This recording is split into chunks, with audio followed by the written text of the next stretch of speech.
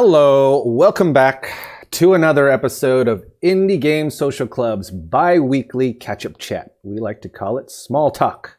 I'm your awkward jigging bard, streamer master, Brian. With me today, I have the very lovely, the very beautiful Ilker. Say hello. Hello. We're a book club with no books. If this is the first time you're joining us, we started last year as an excuse to finally play the stream games that we bought on sale years and years ago. We're kind of chipping away at these. Normally we pick a monthly game and discuss it. And this month's game is Wonder Song, which we're going to be discussing this Sunday. So if you can join us, that'd be wonderful. Ilker, why don't you tell us a little bit about Wonder Song? Wonder Song. How do I describe this game? For me, I would say it's a platform puzzle game. It's developed by one-man team, Greg Lobano, and it's published by Humble Bundle. That's crazy. I didn't know Humble Bundle actually publishes games. I didn't know that either until this minute. Yeah, I just know them as the company that fills up my Steam inventory with games that I will take years to play. Because, I mean, if you can get, like the Yakuza series for $3, like, why not, right? Sure, yeah. Anywho, that's impressive. That's the game. Yeah, that's the game that we're currently playing. I'm hoping that everyone in our group is playing that. But yeah, I actually played that some. Like, how far are you in? Like, let's not talk too much about the game, but how much have you played the game? I will tell you exactly how far into it I am. Actually, sir, library Wonder Song. I am 100 minutes in, so I'm quite a bit in. Okay.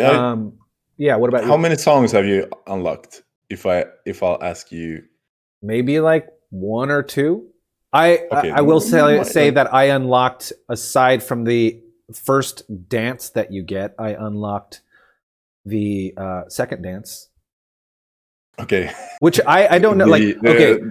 So for people that don't know, there's like, they don't explain why, but there's an awkward dance button, right? And it's hilarious. I still don't know how to use it. I just started laughing because it's this game just has so much charm to it that I actually added, there you go, on the stream. This is the awkward dance that you get. And I think, you know what? We should make that when people give us a follow that awkward dance plays. Or a donation, that'd be wonderful. And then there's a dabbing dance, as well as just this disco dance, which is pretty hilarious. Hang on, let me move this down. Okay. It's very good.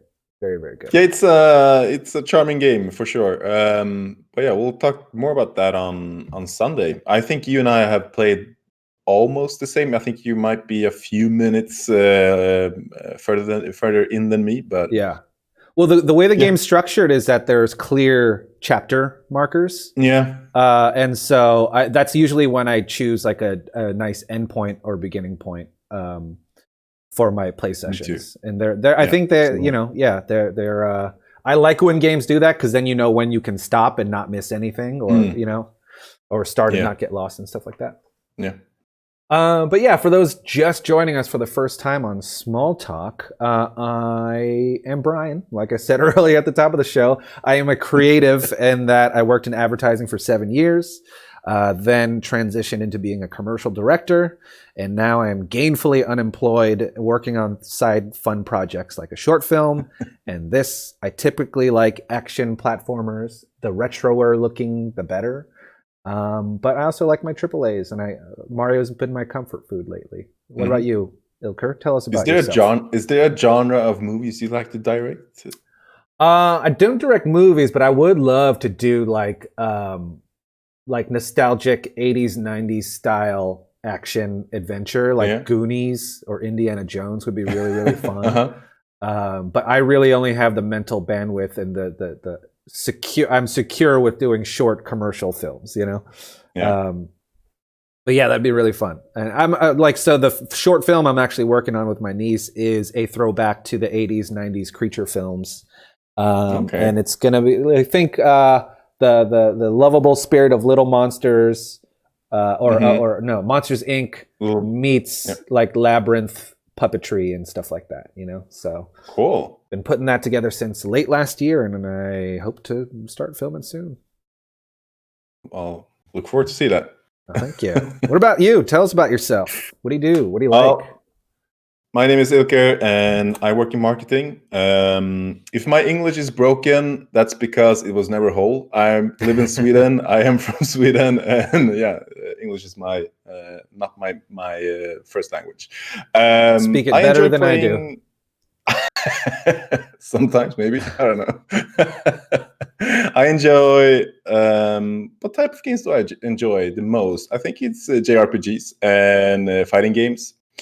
I think I would say that is my go-to answer when anyone asks me what type of games I like. But then again, like I like a lot of different types of games, like kind of like horror games as well. I don't play that too many of them, but like I enjoy a good game, and that is a really broad scope for me.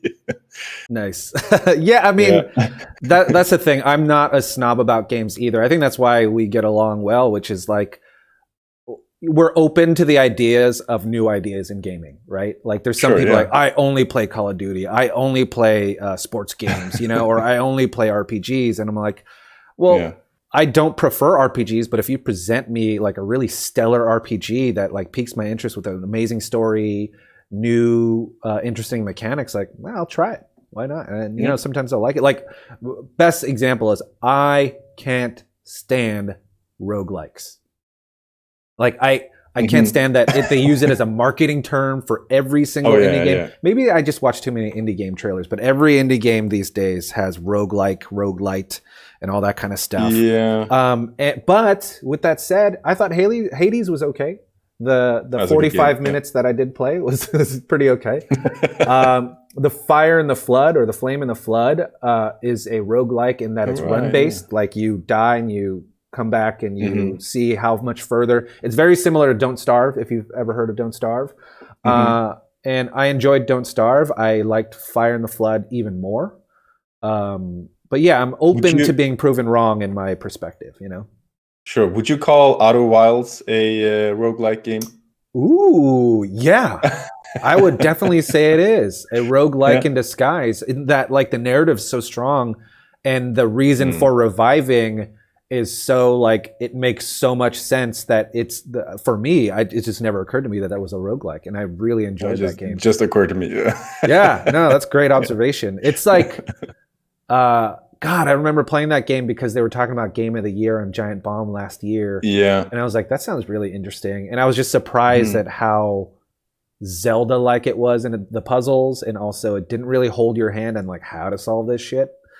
It was cool. It was very cool. It's coming to Nintendo Switch this year. As opposed to as said by the Nintendo Direct last week, which was really exciting. I haven't played it myself, so I'm actually looking forward for the Switch version. I think that will be a great game to have.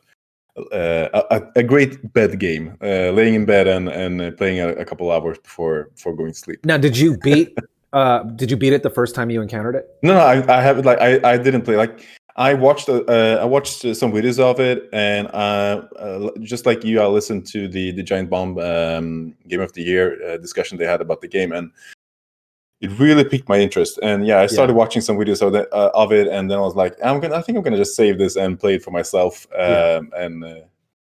Still haven't played it. It is a perfect example of, I want to say it's an indie game. Is it an indie game? I feel like it is. Yeah, I think it's an indie game. But it's a great example of like narrative game feel can supersede graphics and gameplay if it's done well enough. Because like gameplay wise, the controls are kind of clunky.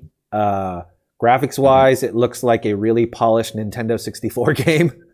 But like I can overlook all that because like the game was just so mysterious in just the right way. It just felt like going on a nice adventure. It was a great escape, But yeah, I think I played it on. How did I play it? I played it on Xbox. It might have been on Game Pass. like when Game Pass was like yeah. new, and that's how I played it because I don't remember paying for it, but I remember it being like so worth the money. It was I mean, really I great. guess when it's out on Switch, it's out on every modern platform, I guess. Yes, Yeah. yes, that is true. Mm. So your tastes gravitate towards fighting games and JRPGs, which is very nice. I guess, yeah. I'm a bit of a anime fan, so yeah. That's And you're really into anime as well, right?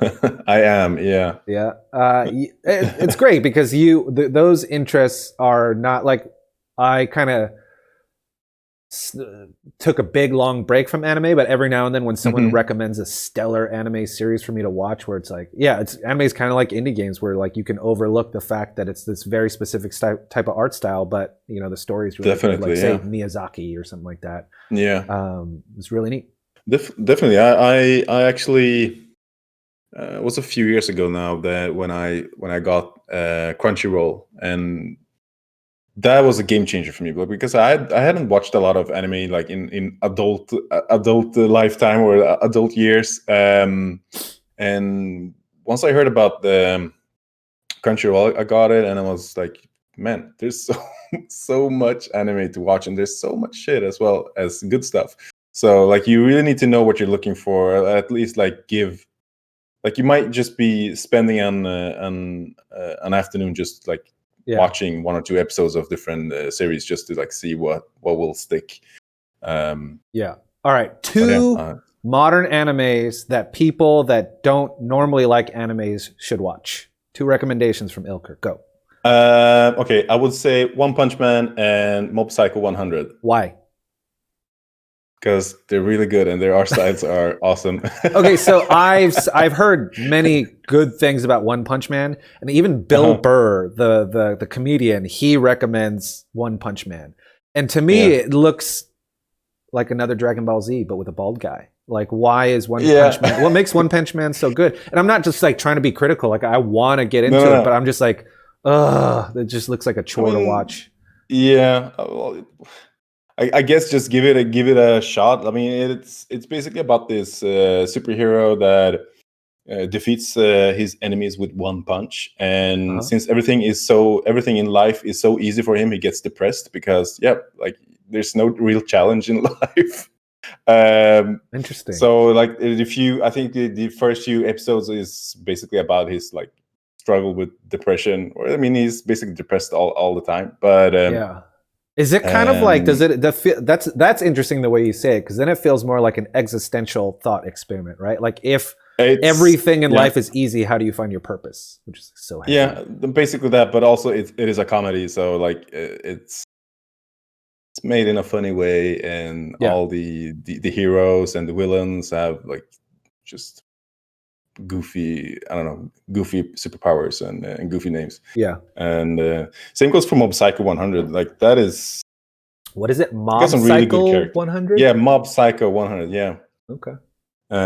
Which is about this psychic kid who has super psychic powers, and he he wants to learn how to control them. So he goes to this fraud psychic, who takes him in as a mentor and teaches him, or basically just uses him to do exorcism and and get money out of people. Oh, I don't like know how to describe it, yeah, but like a charlatan. exactly, yeah. Yeah, yeah. But like, that character is really good, and just like One Punch Man, you have like all these super psychic villains with, I don't know, with like really stupid names and stupid powers, basically. Sounds like Dragon Ball Z, but I love Dragon Ball Z. It's just like, yeah, there is a formula, but like, yeah, how do you remix it, right? In an original Yeah. and refreshing way, right? My Yeah, all-time favorite is Cowboy Bebop, and because of that, that's a it good led one. to me like fucking. I love Firefly the series. You ever get into that Mm, series? I never did. No. It is a live-action Cowboy Bebop. I mean, Yeah. it's an older show, so it takes like maybe 3 episodes before you get into it. But oh my god, Yeah. it pays off. It is like, yeah, like they are space bounty hunters. always looking for their next meal and don't know when their next meal is going to come. And the relationships between everyone is super strong. And there's just overarching conspiracy that goes throughout the series. And it was unfortunately cut short. They only had a 12 episode run with no closure. And then the fans loved it so much that they ended up making a movie that would give closure, which was a wonderful movie. Yeah.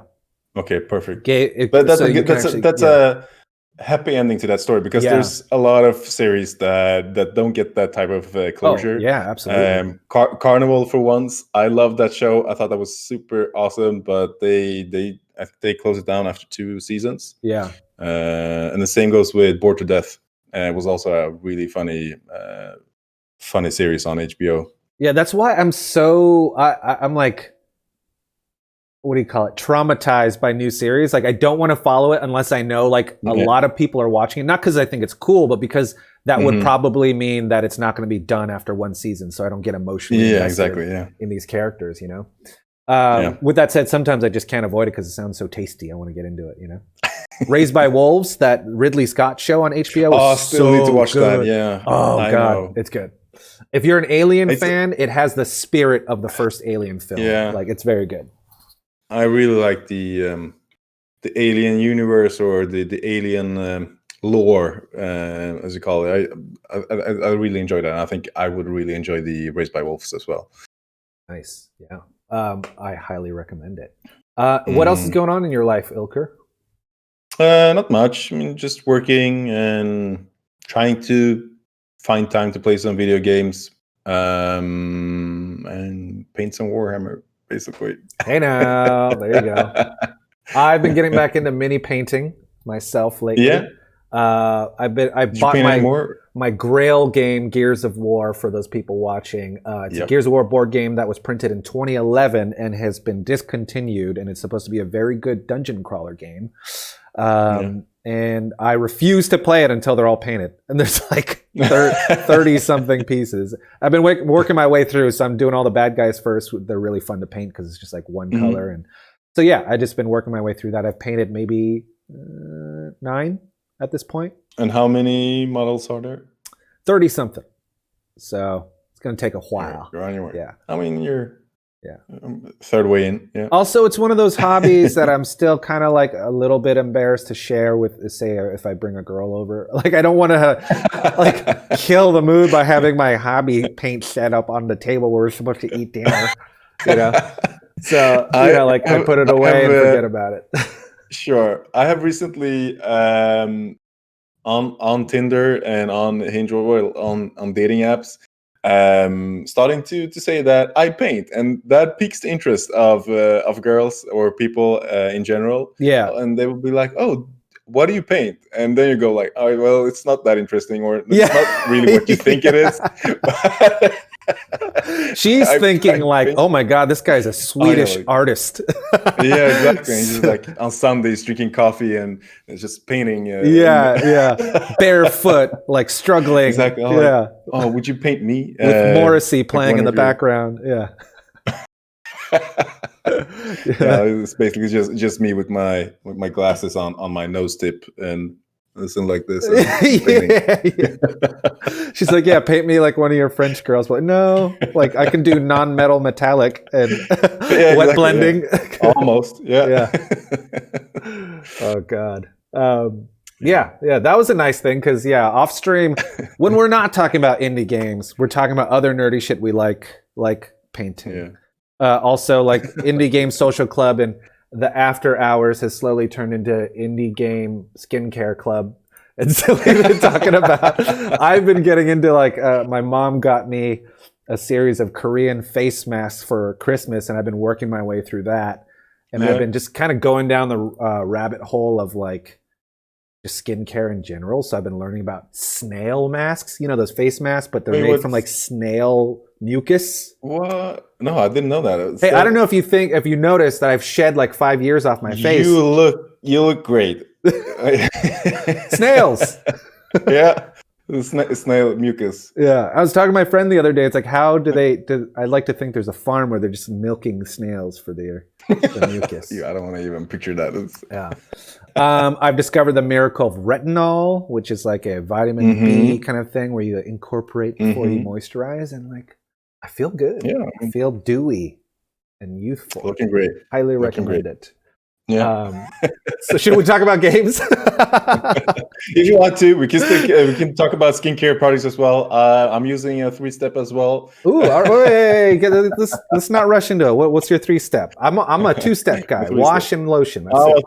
No, yeah, but I mean, I have a middle step as well. Like I wash. I use a gel wash that I clean my face with. After cleaning, I will use a toner and just tone my skin. Wait, what is it? Okay, so I see these terms basically thrown water, around. like, yeah. I follow skincare addiction on Reddit, right? As of recently, and I see toner thrown around. I see like cream, and I see lotion. Lotion, I know, but what is toner? What's that supposed to do?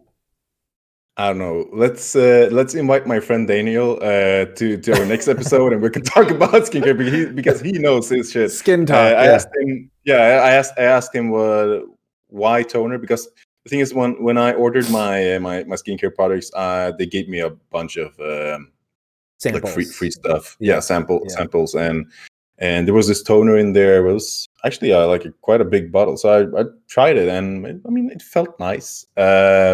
It's basically like distilled water with some vitamins and stuff in it, and you put that on before you have your regular moisturizer lotion. Okay. But yeah, as my friend Daniel said, you are buying a feeling. Yeah, that's very true. Hey, that's what we're doing with games. Yeah.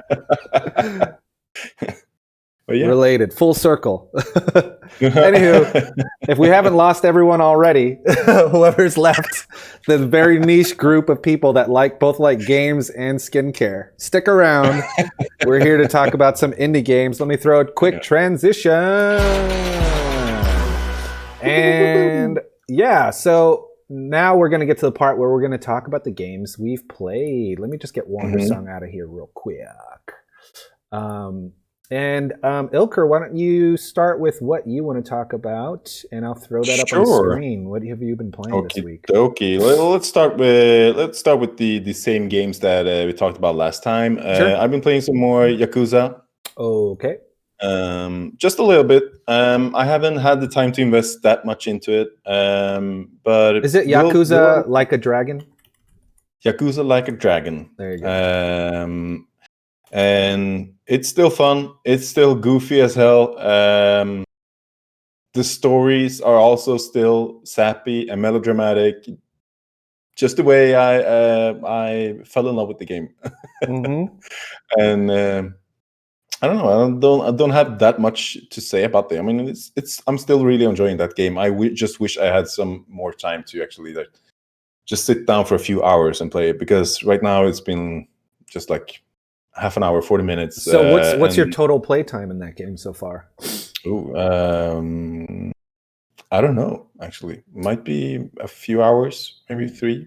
3 hours? And would you say it's gotten better, worse, same? Like, how is the build of that game for you right now? You losing interest? It's definitely better. Yeah. No. It's definitely better. It's just that when I get into that type of game that have a lot of side missions and a lot of things to do on the side, I start doing the side stuff because I want to clear out and get all the bonuses. You're a completionist. Something like that, yeah. Yeah. and I just yesterday I realized that maybe I haven't progressed the main story that much. Yeah. Still at the title screen. Basically, yeah. But yeah, you threw us in chat a picture. I wish I could throw it up. I don't have the time to do it. But I saw in chat when I woke up, it said, "I'm fighting trash right now." And I looked, I opened it up. You were literally fighting a dude in a trash bag. Yeah. The game's just so batshit crazy. Like, you don't know what to expect. And he's, I think he was immune to physical damage, or he had resistance to physical damage because he was wearing all the trash as a shield, as an armor. Yeah, that's fantastic. That was super silly. And after that, I went into this boss fight when I had to fight this heavy machinery with this crane thing, which is also like super stupid. And once you beat that, you have to fight the truck driver. There's also this mini game where you go to see a movie, and you can choose to bring a friend along, someone from your party, and it turns into this mini game where you have to stay awake. Hey, you're trying not to fall Wakai asleep. Simba is following. A new follower. Thanks. Number 46, 7, something like that. Thank you. Thank you. Yeah, so you just have to try to stay awake during the movie, and you have all these. How would I call it? Like you have humanoid. So it's sheep. a mini game of staying awake during a movie. Yeah, nice. Basically, okay. Yeah, and it just turns into this. Oh, it's buffering too much. Oh no! Hang on. What can we do? I'm sorry about that. Is it something that I'm doing? Is there something going on in my background? Let me check my background processes and see if my Ethernet is acting funky. And it's okay. Oh, strange. I don't know. Sorry. It looks. Well, I'm good looking. on my yeah, on my feed, I'm refreshing on my phone, and it's running pretty smooth. But stick around. It might get better. So it depends on where you are. It might be a server thing. On my phone right now, it's all right. Is it like the picture is smooth, but the audio is cutting out? Because I can't hear the audio on my phone, and if the audio is cutting out, that really sucks. The audio sounds okay. I don't hear anything. All right. Well, maybe try refreshing a little bit. Maybe turn off a few of those BitTorrents you got going on. Wakai Simba in the background. 1080p. It's your internet. Okay. Oh, okay. Oh, sorry to hear, man. But we really thank you for that follow. That's fantastic. And you get a little Wonder Song dance party here for you, just for that. There you go. All right. Thanks, and stick around if you'd like. Really happy to have you. We're trying to make it to 50 followers so that we can do custom fun emotes, and you're definitely a part of it. That's great. Thank you so much. What else about Yakuza? Oh yeah, tell us more about this mini game. I mean, that's about it. Like you try to stay awake, and if you manage to stay awake, you get a bonus, and you progress your bond with the person that you brought along. So dating sim. It's got dating sim. It's basically a dating sim with your party members. Yeah. Yeah. I mean, it's a really good game. Can't wait to play more. Just need to find the time. Great. Other game that I've been playing some more of is Animal Crossing New Horizons. Animal Crossing New Horizons. That's a game. When last we talked, I told you that I was playing it during lunchtime because I'm working from home, so I have a lot of time over after lunch. Mm-hmm. So I've been playing that, but like there was this festival carnival event for one day where you had to collect stuff. Yeah, I mean I don't know. It was. Was it a Valentine's Day based thing, or Chinese New Year maybe, or Lunar New Year, if you will? I thought it would be Valentine, but it was actually the day after Valentine. So it was this carnival, like Rio de Janeiro. Okay. I think I see that on the video you sent me. Yeah, that looks fun. Just a general celebration. I mean, you got some dance emotes, and you ran around collecting feathers and got stuff from it. I mean, it's basically. yeah just some more chores to do. I mean, at this point, like, if you don't love the core gameplay loop of Animal Crossing, which is like collect, build, collect, customize, and like if you get sick of your house, collect and customize it differently and stuff like that, then it's not for you. But I think it's one of those ebb and flow things. Like, I love it until I'm sick of it, and then something will bring me back in. Like, this Mario stuff looks interesting, right? Yeah, definitely. And that's the thing. I mean, because I played it for a week every day, and I told you that I had problems with this pig that was staying on my island. I tried to kick him out. Yeah, he was like And creeping on you. Yeah, I hate him. I hate him so much. And you can't just kick people out of your island either. yeah. You have to. I had to look this up. You have to ignore the one that you're trying to kick out for 14 days or 15 days straight until they will go like, oh, maybe I should leave or maybe I should do something else. And then you tell them, yes, you need to go. Oh wow! So it's kind So of like trying to evict a tenant in an apartment that's like not paying their rent. it's a horrible way. I mean, you're just ignoring them, making them feel shitty until they're like, oh, maybe I should just go away from here. Psychological warfare, man. Yeah. Yeah. But yeah, so that's my mission right now. I'm trying to get this pig to move. It's been a while. It's been at least a month. Yeah. Definitely, yeah. But like also that, like as you mentioned, that is a game when after I've been doing the same loop for 7, 8 days, I just like stop and think to myself, why am I doing this? Like, what is my end game here?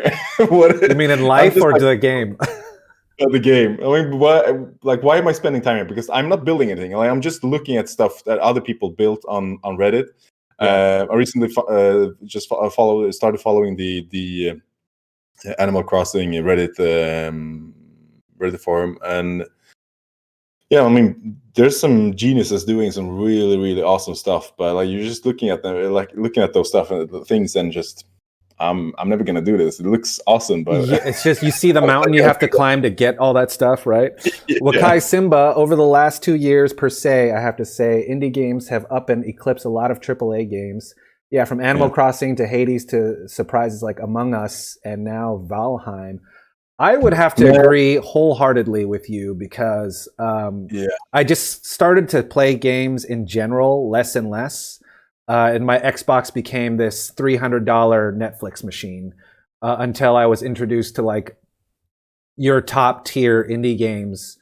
And then my love for games has like exploded. And I'm just like, I subscribe to so many indie game collection channels on YouTube now that I get really excited to follow these games. And what you discover that like is gameplay isn't everything, but is it fun? Whether it's like through story or through gameplay, is it fun, right? It's a very Miyamoto-esque philosophy, but also like what's different about it, right? Like in indie games, yeah, you're a Metroidvania, but there's thousands of Metroidvanias being made now. But what's great about it, right? Like same with roguelikes. There's like literally every game was a roguelike in the videos that I've been watching this week on roundups. But Hades was like, yeah, it's a roguelike, but the story's great. There's 10,000 pages of script that like you can encounter this game 100 times and not hear the same line of dialogue. Like wonderful. Like there's a reason for being in this like forever loop, which is really damn cool. And then Valheim, I'm kind of behind on. I know that like streamers have picked it up. Valheim. Yeah, let's talk about Valheim. What do you know about it, Ilker? I haven't played it yet either. I just open up my Steam and I see everyone on my Steam list playing Valheim right now. I talked to my brother last night, he had like 10 minutes to talk to me, and he was like, "Oh, we're gonna do a raid on Valheim." He's been renting a server with his friends, so they're playing on this private server, and I don't know. He described it as Minecraft Skyrim something, and from what I've seen and the description, it kind of looks like an Ark, like that game Ark, survival Ark. Definitely. I think it's also, is it always running? So even when you sign off, that your camp isn't safe from being raided and stuff like that. I could be wrong. Is, like, I don't know. I don't think I've played many games like that. I never got into Ark either. My brother loved Ark, and like I guess that is his type of games. And a friend of mine texted me. We haven't talked for a long time, and he just texted me last night, like, "Have you played Valheim?"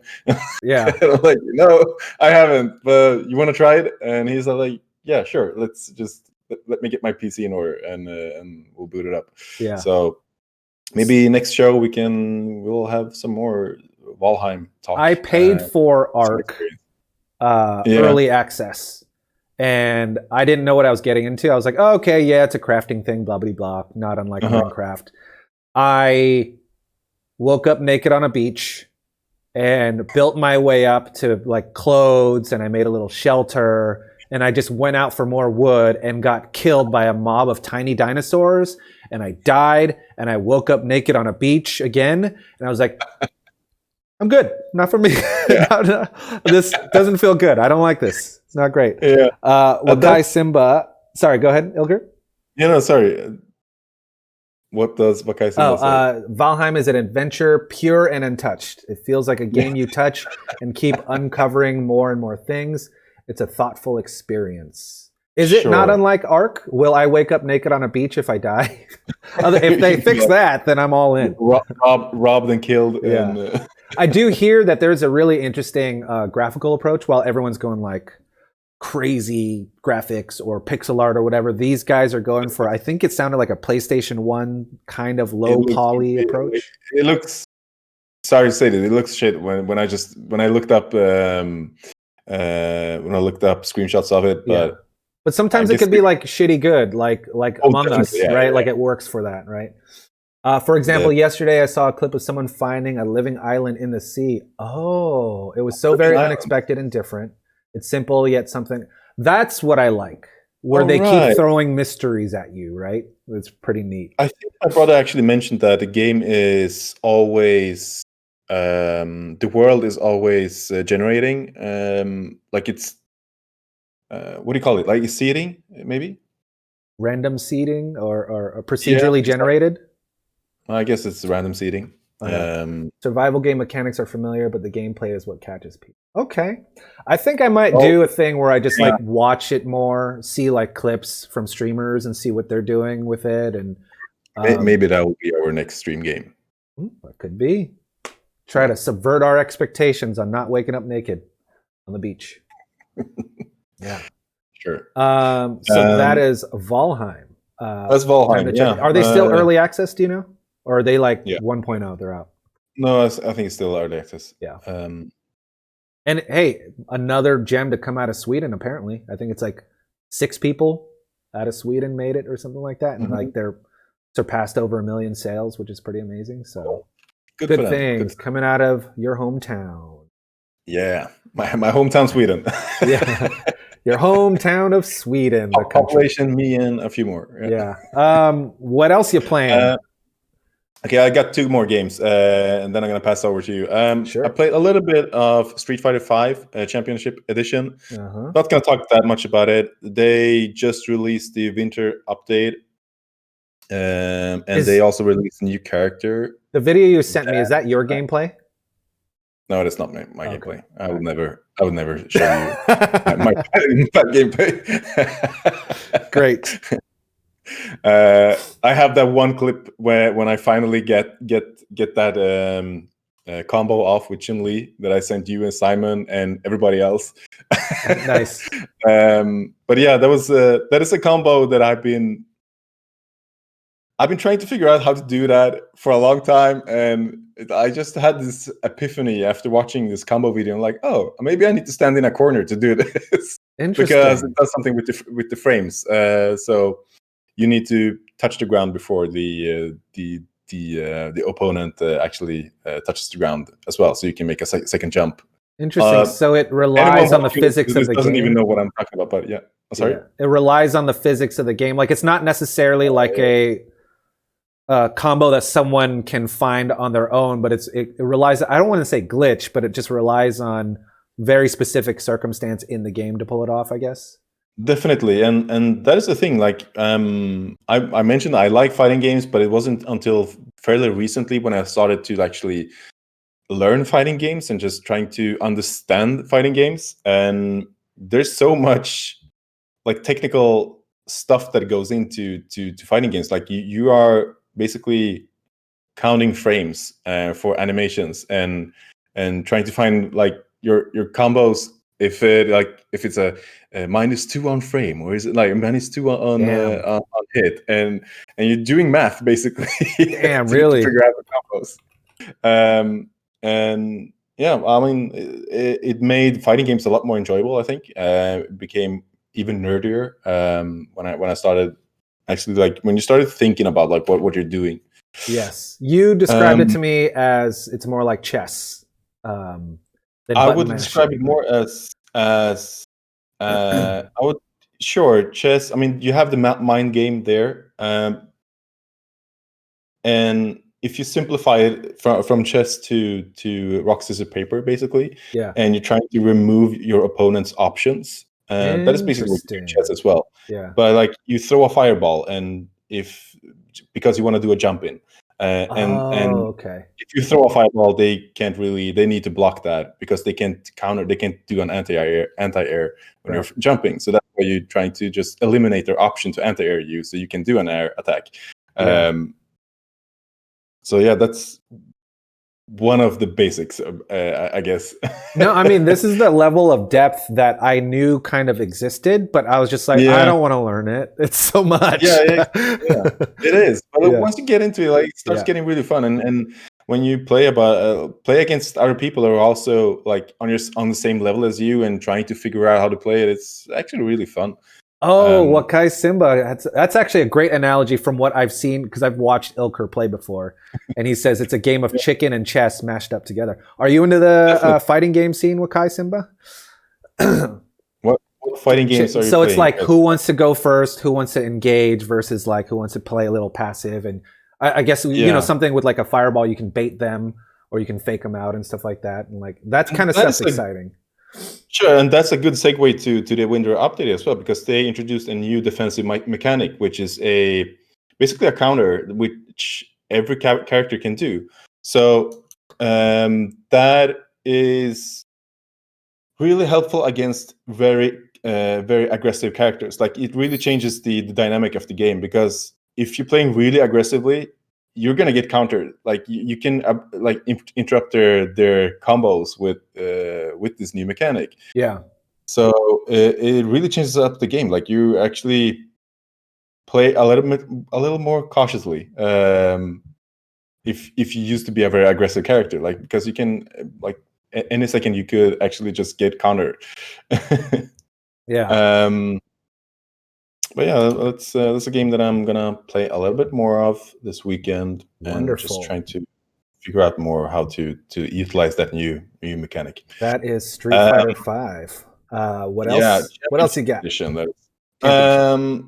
Last game is after watching the Nintendo Direct last week. I got really intrigued with the Project Triangle Strategy.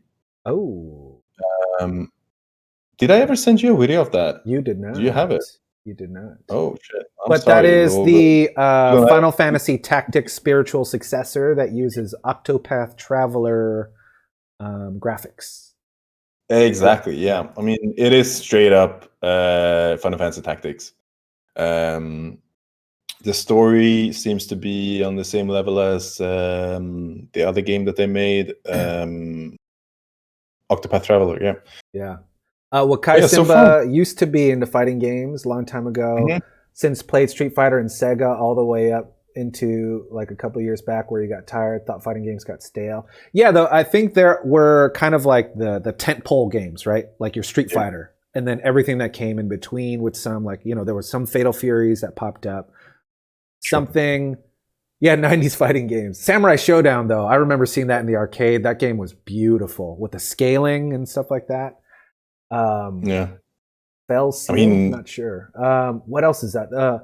Street Fighter 3 stood out to me as being pretty good and cool. And that was like probably a lot of modern games take after Street Fighter 3, right? oh, definitely. I mean, I would say like for me, like the '90s fighting games were awesome. I think the peak was at like end of '90s, beginning of 2000, when you had the SNK games and you have the Street Yeah. Fighter Third Strike out, and I think the Alpha series was was it Alpha 3? I guess that was out before that. Yeah. Marvel vs. Capcom 2 was like peak for me, like learning air combos and all that stuff was great. Yeah, the Capcom versus SNK games as well. That was, for me, that was a peak, and I think for a few years there was not that many fighting games coming out. But I mean, as we talked about before, like right now, I think it's a golden age for fighting games, because there's so many good games coming out, and a lot of them are coming from God, what's the name of the developer? It's just uh, uh, Crisis. No, sorry, Arcs. system. Thanks. Yeah, Arc System. Yeah. Hey, know your fighting games, man. Sorry. Now, have you heard of Fell Seals? Going back to Final Fantasy Tactics' spiritual successor. Yeah. Wakai Simba says that Fell Seal is a Final Fantasy Tactics successor, which I've never heard of. But we were speaking specifically about from Nintendo Direct last week. The what is it called? Triangle Strategy. That is a strategy. But I don't know what they're gonna call it. I think they mentioned Salt Iron Wars or something like that. It's probably gonna be called something. I want to look up Fell Seal. Sure. But yeah, I mean the Triangle Strategy game. Oh, that looks gorgeous. Looks like a GBA game, possibly. Was it? Okay. Fell Seal. No, PC. That's an indie game. I need to... Wow, like the color palette is straight up Final Fantasy Tactics, but it has a little bit more mature artwork, it looks like. Good find. Right on. Did you ever play the Final Fantasy Tactics on the GBA? I did. I bought it, and I it's one of those games where I'm like, I think I like it more than I actually do. Like I play, I'm like, this looks great, and too much reading. And I end up playing Mario again. I mean, they play pretty slow. Yeah, like an encounter can last 45 minutes, you know? Yeah. And you could still lose. Yeah, exactly. Yeah. And I think the same goes for this new Nintendo game as well. I mean, the encounters are going slow paced, like even for a JRPG, it is slow. Mm-hmm. But I mean, that's basically because you take turns and you have a lot of units that you're moving and trying to figure out how to do the most damage. But right. I haven't seen they do anything new with the genre. But yeah. Well, so Wakai, don't take our word for it, but it is just heavily implied that it is a spiritual successor to Final Fantasy Tactics because the team, I believe did Square Enix buy the people that created Octopath? Yeah. And I think a lot of the people from the Tactics team are working on this too, or consulting on it or something like that. So. I mean, yeah, acquired the Octopath Traveler game, and then they were acquired by Square. Yeah. I would not be surprised, since Triangle is the placeholder name, if they go like Final Fantasy Tactics : some other thing. I don't know if they're gonna go the Final Fantasy route, but I hope they don't. I hope they stay in the Octopath Traveler universe and do something with that. And I mean, then again, like I guess there's a lot of like same people working on this game. Music is also. Did you play the demo? Good. Yeah, I did. Yeah. Nice. What'd you think? I heard the demo is like an hour-long encounter, basically. Yeah, basically, I had 2 encounters so far, and it's a good game. I mean, it is a straight-up tactics game. I don't think they're doing anything new, but they don't have to do it because there haven't been any that type of games for a long time. You have the Disgaea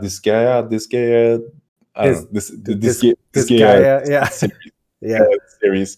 Which is also releasing a 6th game this year. Oh, wow. Have you ever gotten into that series, Banner Saga? That's like a relatively well-known tactics game. Yeah. No, I did not. It was like free on so many platforms after like a few years, but it was sold to me as like, hey, if you like Game of Thrones, it's like on par with that kind of storytelling. And it's got tactics in it. And I played the first one and I really enjoyed it until I think I did like this encounter that lasted like an hour and a half, and then I lost. I was like, well, I'm done. This game's not for me. And I just stopped. The idea of investing so much time and then therefore losing, and I know it's probably part of the storytelling, but it wasn't a good feeling for me, and I leave it behind. Yeah, that is how Octopath Traveler was for me. It was that game is hard. Like that is straight up a hard game, and once you get to the boss encounters, it would take a while to beat a boss. Yeah, and and it's so easy for you to tilt as well.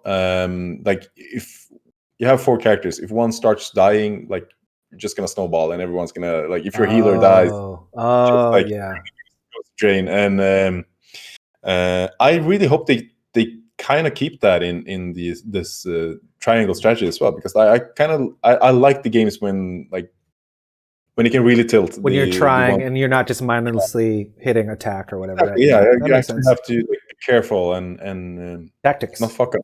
Yeah. Yeah, basically, yeah. Yeah, I heard Well, the end game of Octopath was like, after a certain point, there was this one power up that basically everyone had to have in order to beat sure, the yeah. game. And like, Yeah. if you didn't have, like, it basically forced you into this one set of either gear or ability that, like, all the other abilities that you built up during the game were useless because everyone had to have that one in order to do extra damage or something like that to the boss, which is kind of discouraging. I love that game, but it had its flaws in both in storytelling and the game loop that you had. They're making a new one. I think they are developing a second one, Octopath Traveler 2. I hope they make good on those things. I hope they keep the level of difficulty, but try to do something with the story, because they had interesting characters, but the way they told the stories was maybe not the best way, I think. I hear you. Yeah. Anyway, Brian, I've been talking for a half an hour about my games. Let's wait, hear one more. You got one more. I got it queued up right here. Returning to the land of Hyrule. Oh boy, yeah. Hyrule Warriors, Age of Calamity. Mm-hmm. So remember how I told you that Animal Crossing was my lunch game? Yes. Hyrule Warriors is my new lunch game. That is the game that is just after eating lunch for like 5 minutes, I sit down and play some Hyrule Warriors for 40 minutes. That is, I mean, it's a great lunch game. Like, you can play it in really small doses, like in really small sessions, because you have all these mini battles, like these side battles that you can do instead of just doing the main story, which is perfect. Like, I mean, you play that for, like, you do a couple of battles and then lunchtime's over, and I mean, that's nice. I mean, like, the story I hear gets better and better, like, the more you play. Sure, but like, I'm not invested in the story. Like, I can't even remember what the last story beat was. Nice. I mean, the Breath of the Wild story is so intriguing to me that, like, the gameplay of Hyrule Warriors that I have played is kind of but the story itself, I'm like, just get to it. I want to see it, because I hear it's good. I guess I'm maybe not that far in with the story. Yeah, but like, the latest thing that happened was Princess Zelda got attacked by the Yiga clan, and like, okay, well, I guess I beat him up, and I hear you. But yeah, that game is growing on me. Nice. It's good, dumb fun. That's Hyrule Warriors from Ilker. Yeah. All right, so Ryan, for me, I'll be real quick. I haven't really played much. Been working on the past week on just kind of relaxing, skincare. But I have been kind of returning to games that I've been trying to finish, like Sea of Solitude. That was a game that is on Game Pass that I have had every intent of finishing. But that was a puzzle game, wasn't it? It is, walking sim. It addresses depression and mental health and stuff like that. Really powerful potential, but it kind of fell flat for me. Kyle in Indie Game Social Club, I chatted with him on the phone the other day about it, and we both kind of had the same reaction, where it's like, it had so much potential, but the gameplay was just kind of flat the whole time. It was like, it was at a 3 or 4. Storytelling was like at a 3 or 4, and it never got better than that. And I reached 10 out of 12 chapters before I read this post on Reddit where it gave a piece of advice like, you don't have to finish a game you don't like. And I'm like, yeah, that's true. Why waste my time? There's so many damn games out there that are amazing, and I could be missing out on them. So yeah, I just decided to stop playing Sea of Solitude. Good effort. I think the guy told a very personal story. I think you can't fault them for that. It's great that this game exists. It just, for me, I couldn't connect with it personally. It looks gorgeous, but like that is, I think, in general, I think that is a good like life lesson. Like you don't have to finish when it comes to hobbies. Like you don't have to force yourself to finish something, unless you really want to, of course. But I mean, you're not going to enjoy it if you're just forcing it. Yes. That goes into miniature painting as well. Like if you procrastinate, just skip it. Just paint something else, or do something else, and maybe it'll come back. Wakai says, is it like Gris? Or I think it's Gris. The indie game. Yeah. Gris has been on my list for quite some time. And I remember it being, it's just a beautiful platformer, action platformer. I don't know. I don't think it's puzzle based. I think it's just platforming, right? But yeah, with Sea of Solitude, it's third person view. You're in this kind of like dreamlike world where you have this signal flare that you shoot up and it basically tells you where to go. You go to where that is and it unlocks part of the story. So I would say maybe it's closer to a walking sim, not unlike Edith Finch, where like there's very little game in it and the game that is there serves to further the story. And for me, it was just like what's there is not so engaging for me, you know? So if you have Game Pass, try it out. But if you don't, I wouldn't spend my money on it. Do they refresh the Game Pass every month? Is there are there new games coming out on Game Pass? Okay. Yeah. Oh man, there. One game that I'm really excited to play that just came out on Game Pass. I'm going purely on looks because it looks cool. Okay. I'm a sucker for that. Like a handsome looking game is this game called Super Hot Mind Control Delete. I think that's a sequel to Super Hot. Came out this week on Game Pass. Okay. Game Pass is so worth it. If you buy one game a month that is like $16 or more, just get Game Pass already. Dirt 5, I'm not that into rally racing, but that looks like a fun rally racing game, actually. Okay. Ghost of a Tale is a game that I downloaded and I have yet to play on Game Pass. And that is basically, it looks like a mouse world adventure RPG.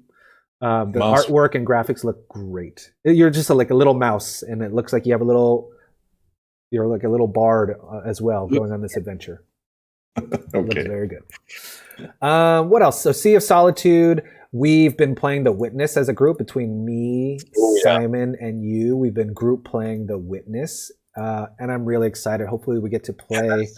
We've been setting aside every Friday afternoon at this time to play that game, and hopefully we can play it some more. I mean, if Simon cancels on us tomorrow as well, I might actually buy that game and finish it myself because I'm really invested in that game. Yeah, it's a great game, man. It's a great game. Yeah, I'm just walking around like thinking about the puzzles and like I can't solve this on my own. Yeah, and the guys that have been consistently joining us for that, like it's such a great small community that love The Witness, and the fact that everyone's super respectful about spoilers, and they've really been like, I mean, because I'm not the brightest guy when it comes to solving puzzles, but come on, when the three of us moments when we played. My brain has a very specific way of thinking for certain puzzles, but the three of us playing together was really cool, and the way that the people that were on stream were helping us and not spoiling, be like, okay, there's more than you think is there, and like, but still no spoiler, and we kind of encounter it ourselves, which is really nice. Yeah.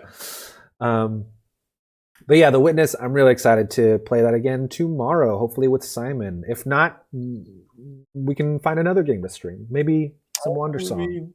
Or we can watch you play Street Fighter. Some more of the Little Nightmares 2. Oh, definitely Little Nightmares 2. That's right, Little Nightmares 2, I forgot to grab a video of. Okay, well, let's talk about that. Let's talk a little bit about that. One second. It sounds intriguing. The Witness. It is not multiplayer, but I feel like it's best played with someone else to like. It's a great like co-op game if you're the two of you with one person controls the controller. You know, I think it's out on all platforms, but it is like that old computer game Myst. You're just on an island. There's very little story, but it emerges around you in the environment, you know, like you discover like, what is this world? There's puzzles that unfold, and it unfolds in such a very natural way. Like the very first puzzle is like move this line from here to here. Oh, I feel smart. Next one is like move the line from here to here, but don't intersect this line. And the puzzles, I would say, we discovered. Okay, so if this sells it for you, we discovered through a chat when we played on The Witness is that it is a Metroidvania. Where idea, instead of weapons, someone really smart came up with this idea. It is a Metroidvania that instead of getting new weapons, you gain knowledge, like personal knowledge. And you gain this knowledge to return to a place that was locked before. So it's like, I'm looking at this puzzle. I have no idea how to solve it. I'll come back to it later when I do have that knowledge, like actual real life knowledge, not like some power up, you know? And so if you like Metroidvanias and you're kind of intrigued by puzzles, this game's great. Because you're loving your brain power. Yes, big brain power.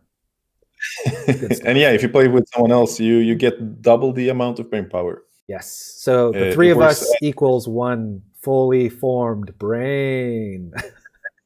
Yeah, that's been fun. Yes, it's great. That is The Witness.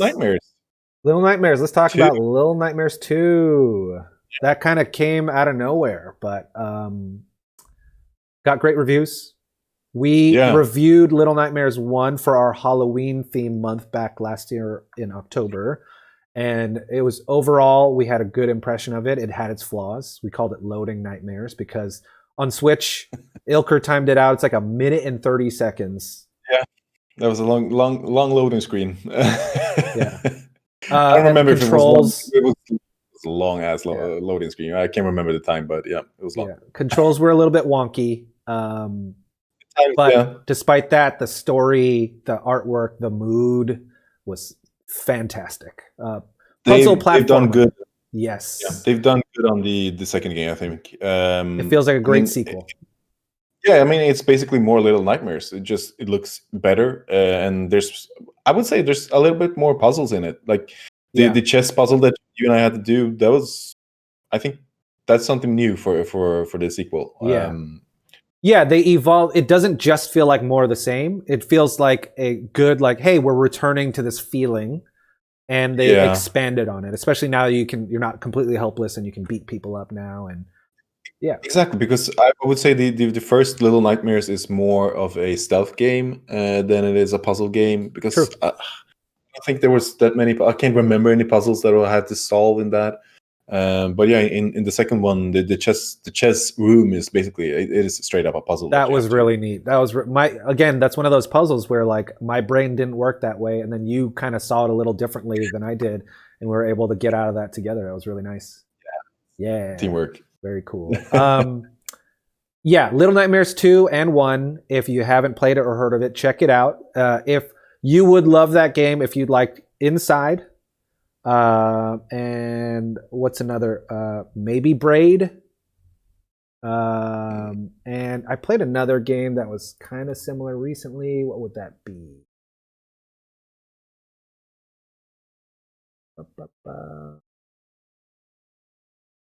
Also, it's made by a Swedish studio, so go support your friendly neighborhood Swede. Yes, exactly. Well, I can't think of it right now, but yeah, if you like something like Inside, if you like something like Little Nightmares 1 or Braid, puzzle platformer, we highly recommend checking out Little Nightmares 2. We should probably do like a mini discussion for Little Nightmares 2 afterwards. Yeah, sure. It's been really fun. Let's do that. Yeah, that's Little Nightmares 2. Anything else on that? No. On games we played? All right. Well, let's... Have you played anything else? Is that all? That's it. But let's kind of move on to games we're excited to play. Like, what are we going to be playing? What's coming out that you're excited about? What is out that you haven't played yet? You want to start, Brian? Sure. I don't have videos for it, but what came out this month was what's it called? Ghosts and Goblins Resurrection. Oh yeah, is that this week? I believe it comes out this week. If not, it's out already. It is a Ghosts and Goblins game for someone who loves Ghosts and Goblins. I'm excited Okay. that it exists. I have no intention of ever playing it because Ghosts and Goblins has always been very, very hard. And it's got mixed reviews because on one hand, they didn't change much, but they did a little bit to modernize the gameplay of Ghosts and Goblins. But it also, they didn't change anything in that it is ridiculously hard, relies on memorization and cheap deaths for you to learn the hard way. And some people don't like that. So people who go in expecting the original Ghosts and Goblins experience, you'll love it. Yeah. People that expect like a handholdy, more modern take, more forgiving, not going to find it. You're going to be very disappointed. And I think that's why you see two different types of reviews, either great or, you know. Well, I'll wait for your review before playing that. I'll watch a streamer do it. I'll do that. Yeah. What else? I bought Dear Esther for like $1. That's another walking sim that's been on my list for a long time. It was recommended to me after I really enjoyed Edith Finch. That was Dear probably it has a similar artwork as What Remains of Edith Finch and The Vanishing of Ethan Carter, and I really, really liked Edith Finch. That was like the best movie I ever watched, but was also a video game. Think Wes Anderson meets Tim Burton, you know, like great storytelling, really emotional. I was so emotionally invested in that game. And I'm excited to play that. I might stream that sometime this weekend or next week. Dear Esther.